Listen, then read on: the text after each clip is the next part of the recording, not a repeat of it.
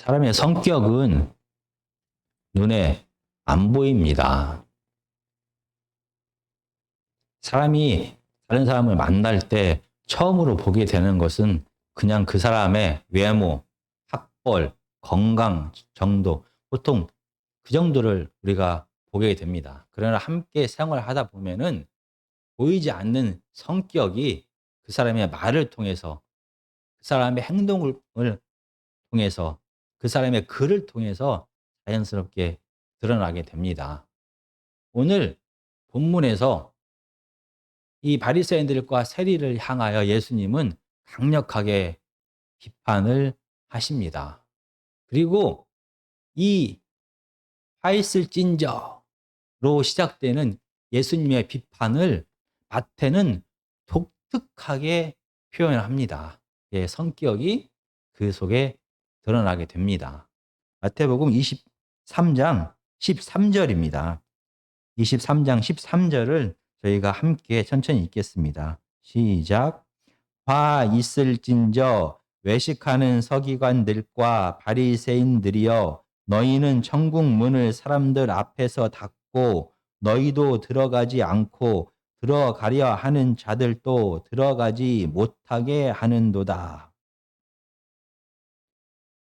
지금 며칠 있으면은 십자가에서 예수님은 죽음을 맞이하게 됩니다.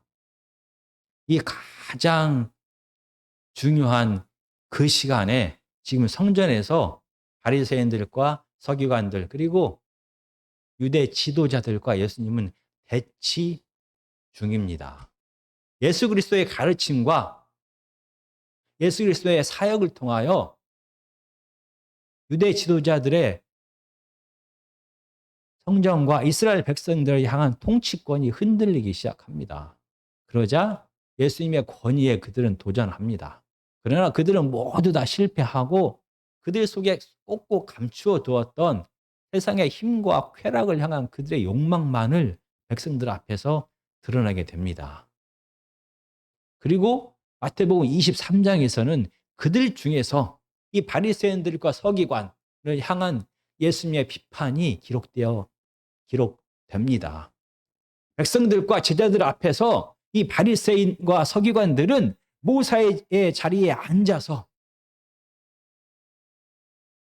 마치 자기의 자리인 것처럼 자기의 이익과 자기의 필요를 위해 하나님이 주신 율법과 하나님이 주신 말씀을 해석하고 가르치는 이 지위를 이용하고 있다. 그들은 가짜 일꾼이다라고 강력하게 비판합니다. 그리고 23장 13절부터 7번의 화 있을진저라는 독특한 표현을 사용하면서 이 바리새인들의 서기관들의 치부를, 진짜 모습이 무엇인지를 드러냅니다. 마태는 우리가 잘 알고 있는 것처럼 세리였습니다. 그의 꼼꼼하고 논리적인 성격이 어쩌면은 이 세리 일, 직으로 말하면은 회계사나 세무사 일을 하기에 적합했는지 모릅니다. 아니면 이 세리의 일을 하면서 자연스럽게 그가 꼼꼼하고 논리적인 구조적인 사람이 되었는지도 모릅니다. 어쨌든 마태가 기록한 마태복음은 구조적으로 논리적으로 잘 정돈된 복음서입니다. 그런 마태가 화 있을진저라는 표현을 반복해서 기록합니다. 우리가 23장 14절에 보면 없음이라고 기록되어 있습니다. 지금 마태가 원래 기록했던 이 마태복음 원본은 이 세상에 없습니다. 다 서기관들이 원본을 보고 복사본, 사본을 기록합니다. 그리고 시간이 좀 흐르면 또 다른 서기관이 또 기록합니다. 이렇게 이어졌는데 아마 중요한 사본에는 이 14절이 없다는 것입니다. 마태가 처음부터 쓰지 않은 것인지 아니면은 편집되는 과정에서 빠졌는지 알 수 없지만 마태는 7번에서 8번에 화 있을진저를 사용합니다. 그렇다 라고 하면 왜 마태가 이렇게 화 있을진저라는 표현을 계속해서 사용하고 있을까? 그의 성격상 그는 무엇인가를 더 말하고 싶은 것입니다. 이 화 있을진저라는 표현은 구약 성경에서 이스라엘을 심판할 때 사용하는 단어입니다. 여러 예언서에서 화 있을진저라는 말을 사용했습니다. 그 중에서 마태복음이 가장 많이 인용하고 있는 구약의 이사야서에는 무려 22번이나 화 있을진저라는 말을 사용합니다. 그런데 그 중에서 이사야 5장은 좀 특별합니다. 우리가 이사야 5장을 찾아보겠습니다. 이사야 5장에서는 이 화 있을진저라는 말을 한꺼번에 무려 66장이나 되는 이사야서 중에서 5장 12절부터 23절 사이에 무려 6번이나 화 있을진저를 한꺼번에 사용합니다. 신약의 저자들이 구약 성경이 어떤 단어를 사용할 때는 그 단어만을 사용하는 경우도 있지만 그 장 전체 또는 그 책 전체를 이해하라라는 그런 뜻을 포함하고 있는 것입니다. 이 화 있을진저를 마태는 사용하면서 무려 7번에서 8번을 한 장에서 사용하면서 같은 비중으로 사용하고 있는 이사야 5장을 살펴봐라라는 암시를 하고 있는 것입니다. 그러면 우리는 이 이사야 5장의 배경 속에서 이 예수님께서 바리새인들과 서기관들을 비판하는 것을 이해해야 한다는 그런 뜻이 되는 것입니다.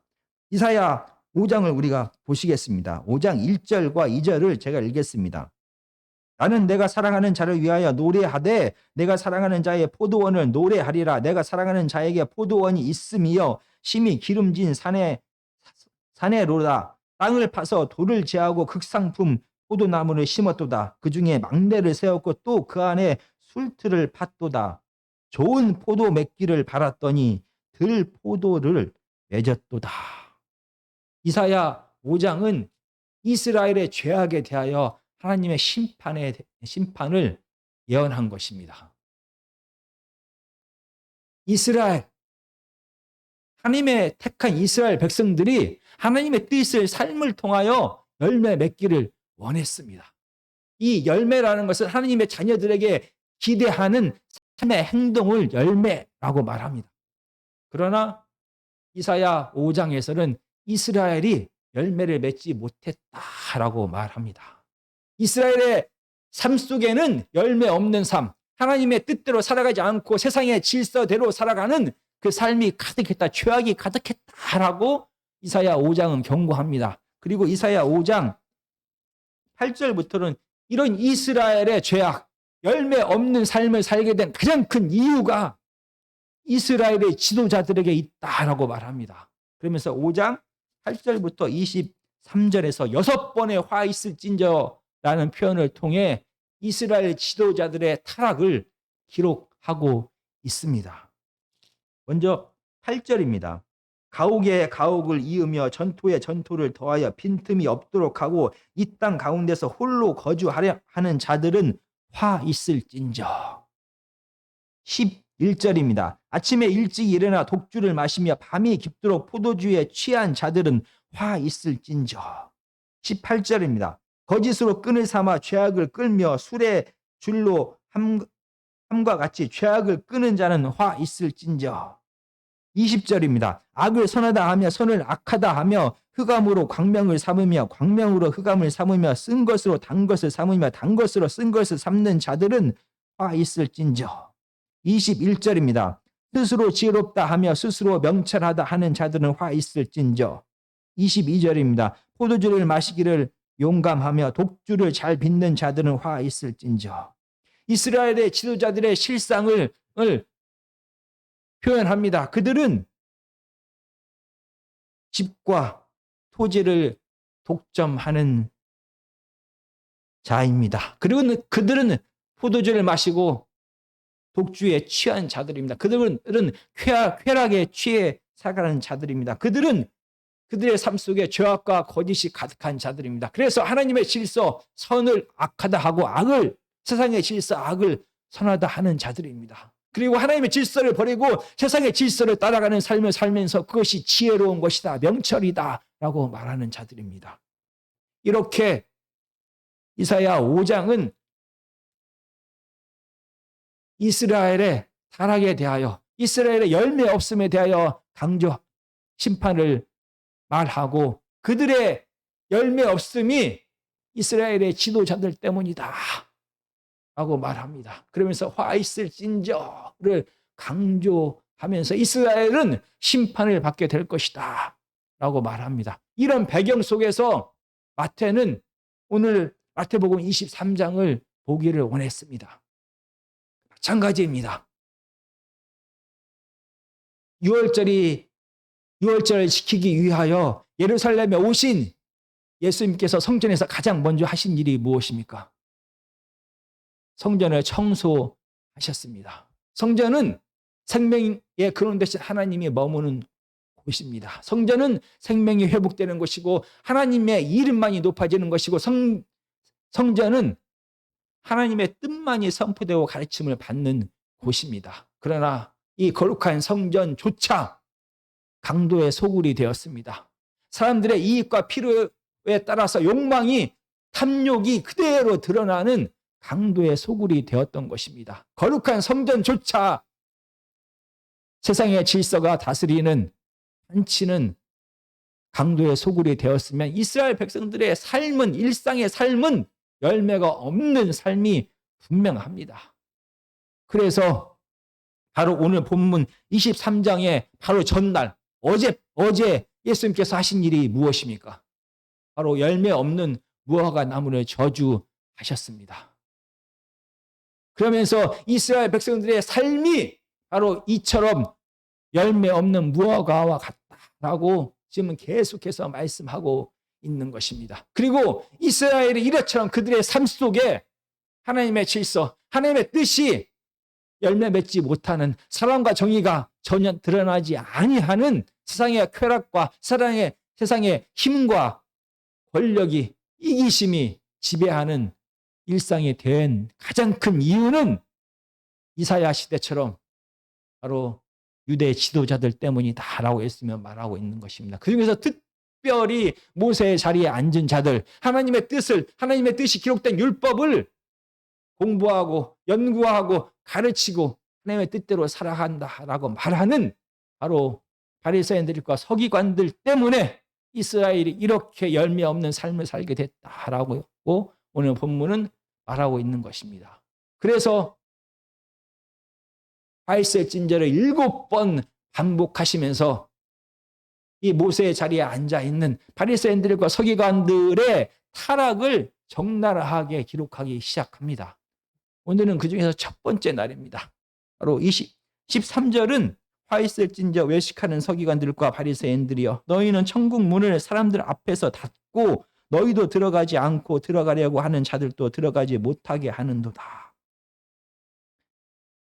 바리새인들과 서기관들은 하나님의 율법을 연구하고 가르치는 자들입니다. 그런데 어떻게 그들이 하나님의 나라에 들어갈 수가 없는 것입니까?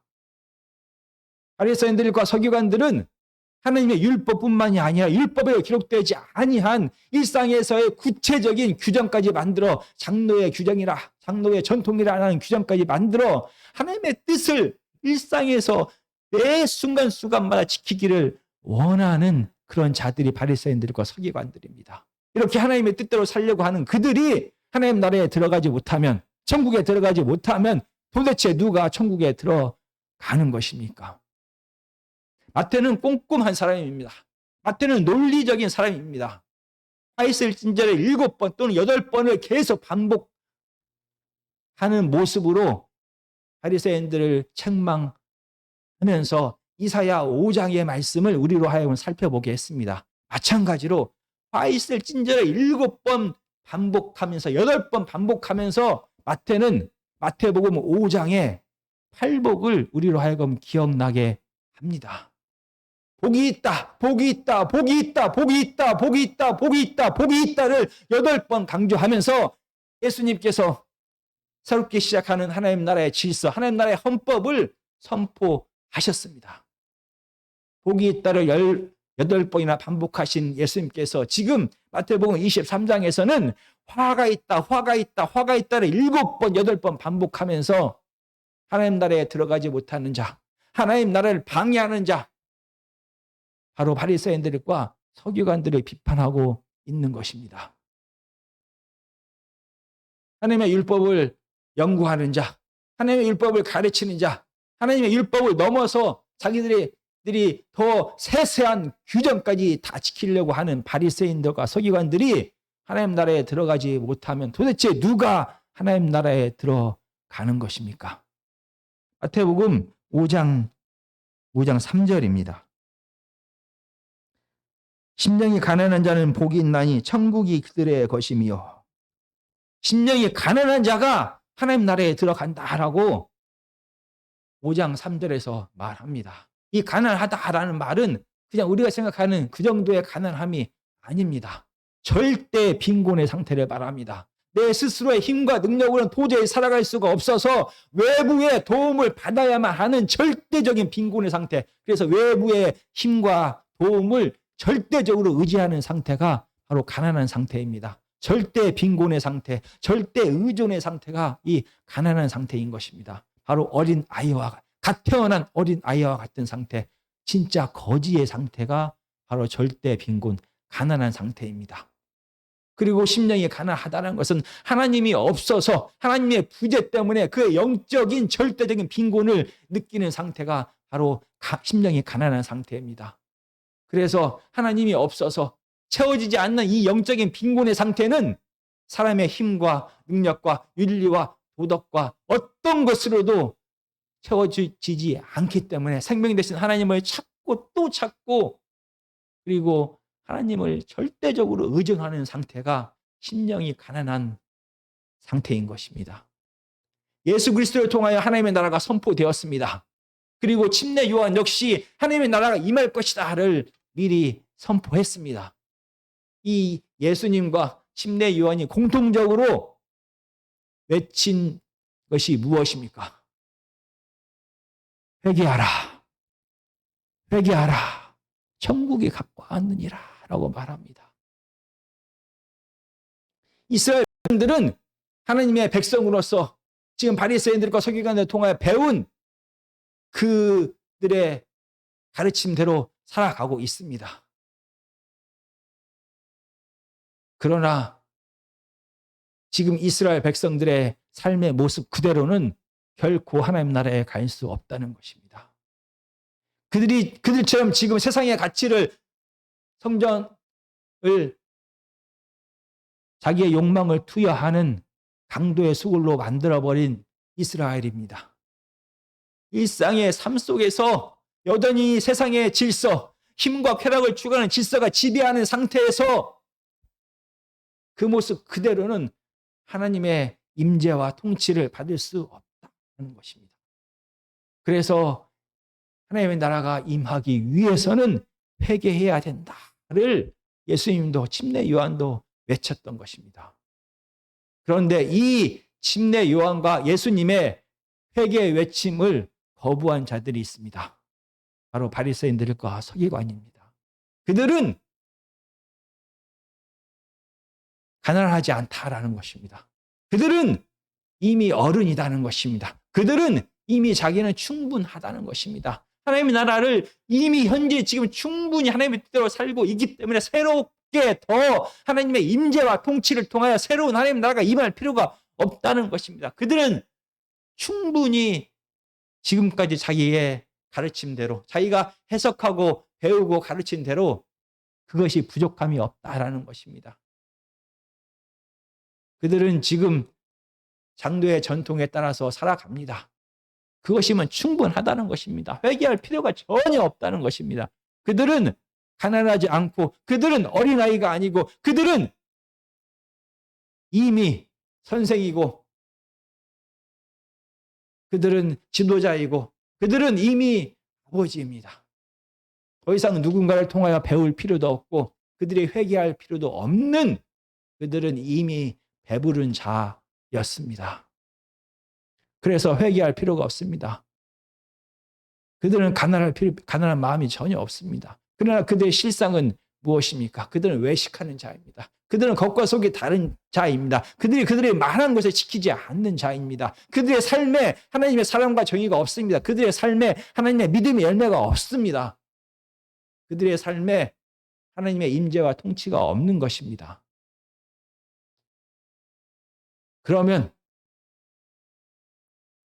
그들의 삶에 하나님의 임재와 통치가 없음에도 불구하고 그들은 그걸 느끼지 못합니다. 그래서 그들은 여전히 자기는 누군가의 도움이 필요한 어린아이가 아니고 스스로의 힘과 지혜와 능력으로 살아가는 어른입니다. 그들은 이미 랍비입니다. 그들은 이미 아버지입니다. 그들은 이미 선생입니다. 이미 배부른 자, 회개할 것이 없다라고 말하는 자들입니다. 그래서 스스로가 이미 충분한 자들이기 때문에, 스스로가 이미 부족한 것이 없는 자들이기 때문에, 스스로가 이미 더 이상 배울 것이 없는 자들이기 때문에, 스스로가 이미 하나님 앞에서 회개할 것이 없는 자들이기 때문에 그들은 자신 있게 자기가 배운 것을, 자기가 연구한 것을, 자기가 옳다고 생각하는 것을 다른 사람들에게 강요할 수가 있는 것입니다. 다른 사람들에게 가르칠 수가 있는 것입니다.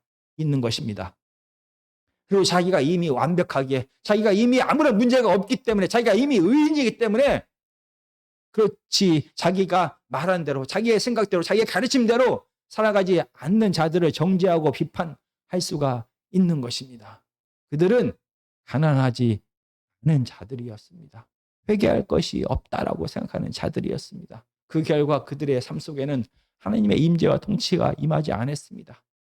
그리고 그들을 따르는 이런 바리새인들의 선생이다, 랍비다, 아버지다라고 따라가는 이스라엘 백성들의 삶 속에는 바리새인들처럼, 서기관들처럼 하나님에 대한 회개와 하나님의 말씀에 대한 갈망과 스스로의 힘과 능력 없이 살아갈 수 없다는 이 고백이 없었습니다. 그들의 삶 속에는 여전히 세상의 질서, 힘과 쾌락을 쫓아가는 세상의 질서가 가득했던 것입니다. 그 결과 가난하지 않다라고 생각하는, 스스로 충분하다, 안전하다라고 생각하는 바리새인들과 서기관들과 그들을 쫓아가는 이스라엘 백성들의 삶 속에는 하나님의 임재와 통치가 없었던 것입니다. 이제 며칠 있으면은 십자가에서 이 세상의 모든 짐을, 죄의 짐을 다 지고 예수님은 돌아가십니다. 정말 이 안타까운 마음을 가지고 오늘 바리새인들과 서기관들, 그리고 그들을 따라가는 이스라엘 백성들을 향하여, 그리고 새롭게 하나님 나라의 질서를 따르기를 원하는 제자들에게 예수님은 간절한 마음으로 모세의 자리에 앉은 자들을 향하여 경고하고 있는 것입니다. 만약 우리의 삶 속에 가난한 마음이 없다면, 우리의 삶 속에 회개할 마음이 없다면, 우리의 삶 속에 내가 지금까지 배우고 알고 지켜왔던 것이면 충분하다라고 생각하고, 내 삶 속에 이미 완전하고, 나는 이미 랍비고, 나는 이미 선생이고, 나는 이미 아버지다 라고 생각하는 자들을 향하여 하나님은 오늘 말씀을 통하여 우리에게 경고를 하고 있는 것입니다.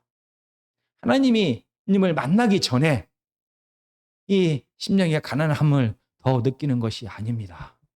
오히려 하나님을 매일 만나는 자, 그 전능하신 하나님 앞에 매일 서는 자는 이 심령의 가난함을 깊이 있게 느낄 수밖에 없는 것입니다.